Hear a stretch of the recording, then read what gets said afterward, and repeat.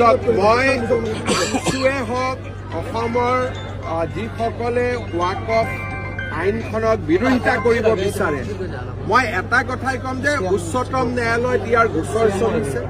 কাৰোবাৰ কিবা পক্ষ ৰাখিব আছে উচ্চতম ন্যায়ালয়ত ৰাখক, কথাটো তাতে ভালকৈ আলোচনা হ'ব।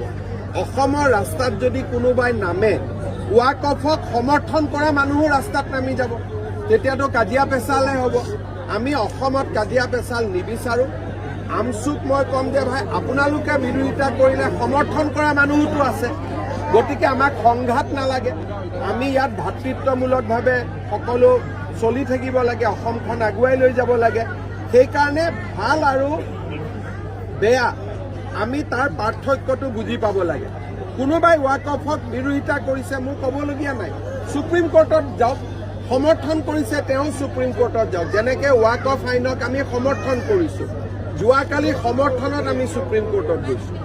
আমছুৱে বিৰোধিতা কৰি সমৰ্থন যাওক, কিন্তু ৰাস্তাত একো কৰিব দিয়া নহ'ব। আমছুক আলোচনাৰ মজিয়ালৈকে মাতি সুপ্ৰিম কোৰ্টত আলোচনা জাজে কৰিব, আমি ক'ত আলোচনা কৰিম? আমাৰতো কামটো হৈয়ে গ'ল সংসদত। গতিকে এতিয়া কোৰ্টৰ মজিয়াত জাজে আলোচনা কৰিব, জাজে বিচাৰ দিব, কিন্তু ইয়াত ৰাস্তাত লটং পটং নহ'ব।